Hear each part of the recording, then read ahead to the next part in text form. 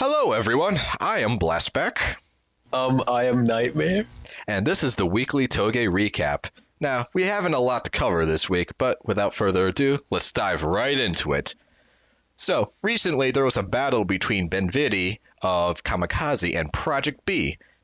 Now, Nightmare, you were there. What can you tell us about it? In a nutshell, though, I think she did a really good job, but the standing start that Sam was doing in his Civic, it was kind of bullshit because the Evo had a really good launch. Yeah, I was looking at the footage, and in the second run against Sam and Bandit, Bandit was literally parked in the middle of the road and not behind Sam. So Yep. it was like preparing just to pass him immediately. But Yeah, the poor Civic doesn't even have a good launch. oh no, front wheel drive does that for you. Yeah. But I mean, it handles the corners of Akagi real well.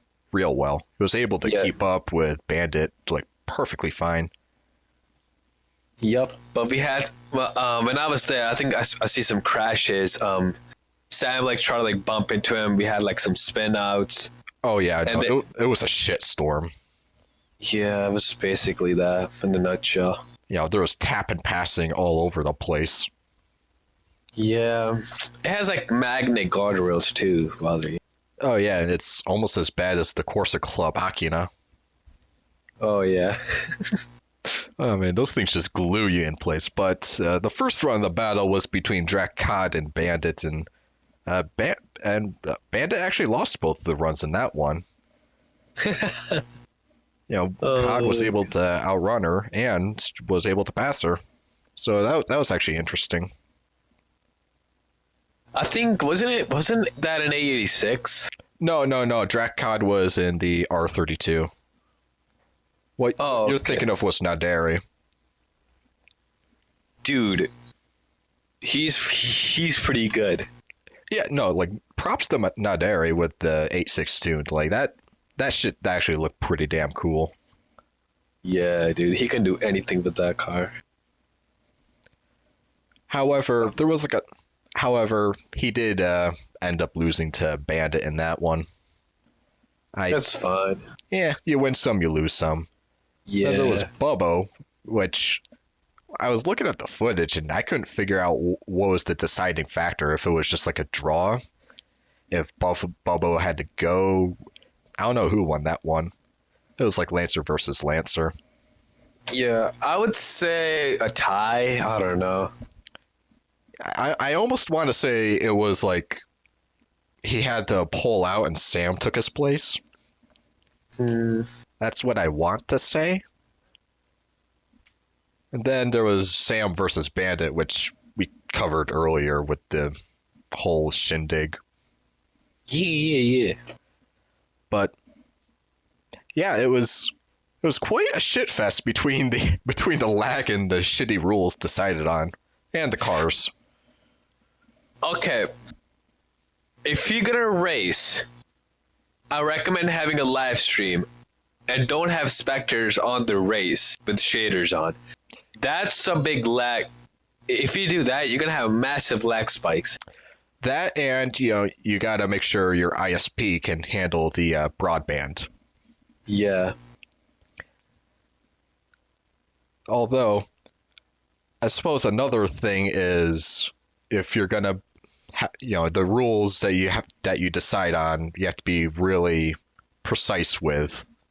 Otherwise, you're gonna have disputes between Sam and Bandit, oh, it's not fair that I have to do a standing start. Oh, but everyone else was doing a standing start. It just gets more mucky like that. Because Naderi's run, he actually did a rolling start in one of them. Yeah, but I was gonna say something.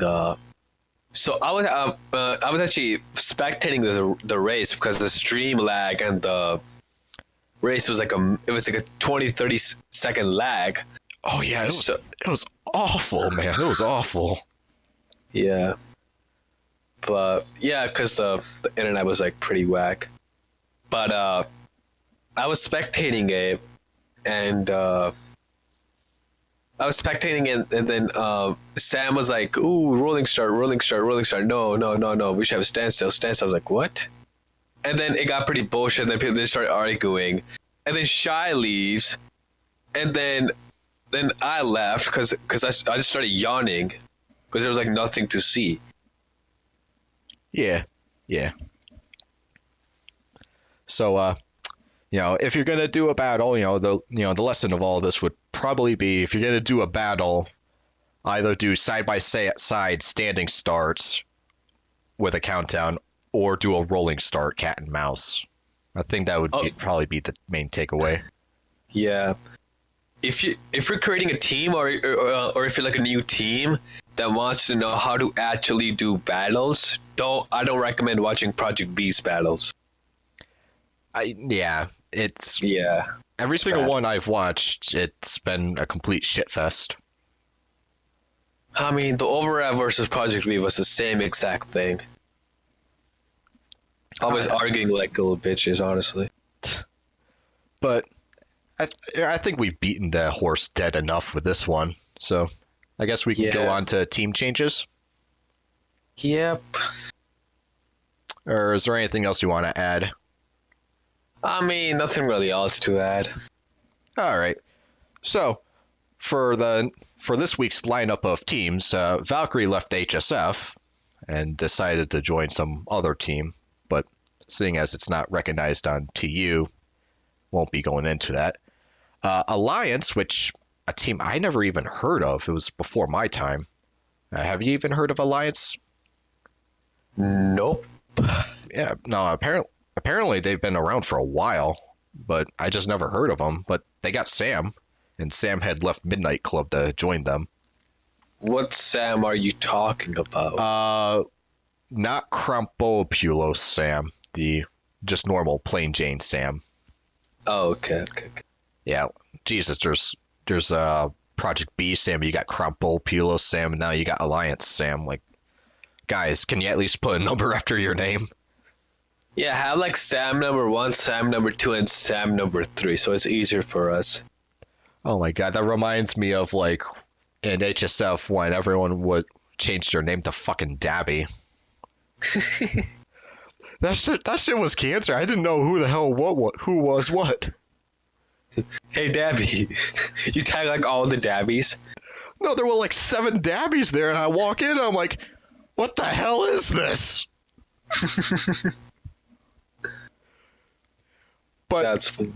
anyway, yeah, Kamikaze got a few members, Jagu and Method, which Method was like scooped up by them like within the hour. That was actually pretty crazy to think about. Is Method good? Oh yeah. Yeah. He's pretty good. Especially on Sui. FYO got Sad. Not literally the little team person named Sad with an exclamation mark. And Kirby Fighter 12. Maybe Sad is gonna bring sadness to FIO. Wouldn't that be called depression? Might as well, whatever. Oh my word. But that's all for the team changes. Not a whole lot happening this week. Although Pretty sad week. yeah, actually it was pretty low key, nothing happening. But what stuff to look out for is Bully Boys are planning a Drift Matsuri. They don't have a date yet. However, we'll keep you all posted on the comings of that. So Drift Matsuri is you bring your own car onto an arbitrary track and just drift it. It's like Formula Drift, except more lax. Yup. As for that, Battle Stage should be starting up in February sometime. So as soon as that starts up, things are going to get real lit real quick. That's like 1 month from now. It's January 18th of this recording, so it's like 2 weeks, give or take, till February. I don't think it's gonna be first week. It's probably gonna be second week. I don't know. I'm not fully sure yet. Within a month. Within a month. So, Yeah. any of y'all listen to this, get out there and get practicing because things are going to get real, real spicy, with Kamikaze in the group. I'm telling you, Kamikaze is going to be one of the top. Is going to be the top teams in the end of 2019. I mean, that's definitely a possibility. Between Street Version, Kamikaze. I think Midnight Club still has a chance. Yeah, they got K2. Yeah, they still got K2. I'm not sure, whether what's Project B is, or not Project B, not Project D as a Delta, the person from Chile. Not sure what he's planning on doing. So whoever scoops him up might be in a pretty good position for battle stage. What if he's like trying to be like the White Comet, doing all solo?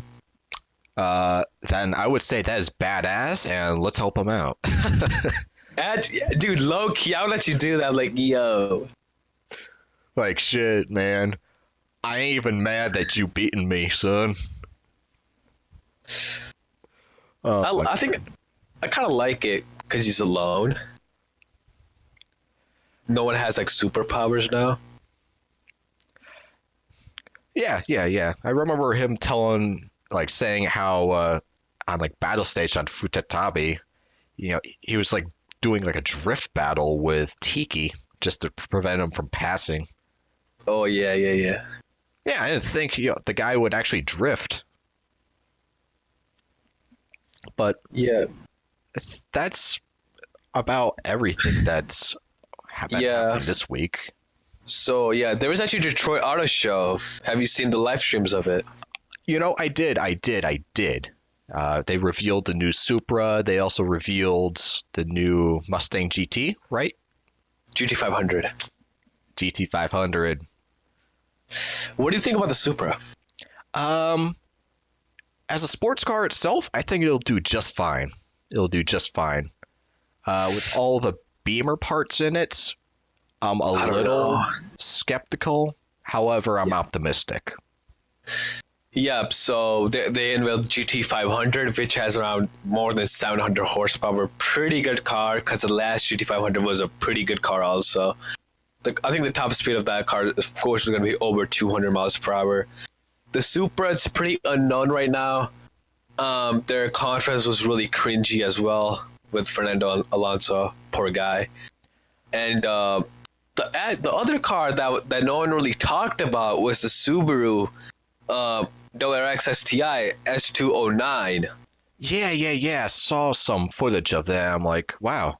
I always loved me a WRX. Now we got the special package of it. That's awesome. Apparently, it has a water tank to keep the car cool. Yeah, no. Like the last time some shit like that was included was like in like the 06 models. Yup.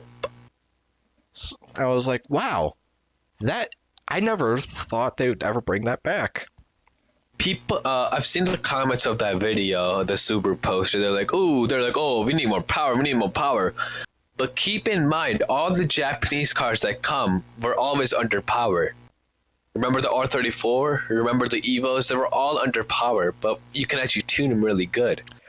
Yeah, that was like the same thing with the Mark IV Supra. Like, everyone's always trying to compare the new one to the old one. But in all realness, the old one was slow as fuck.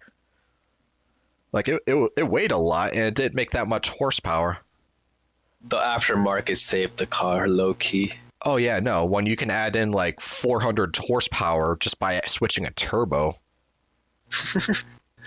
Actually, speaking about the Supra, in the United States, there was a Mark IV.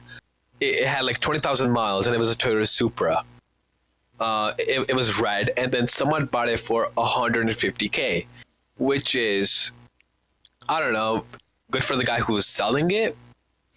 Which is like 3 times the purchase price of it when it was new. Yes.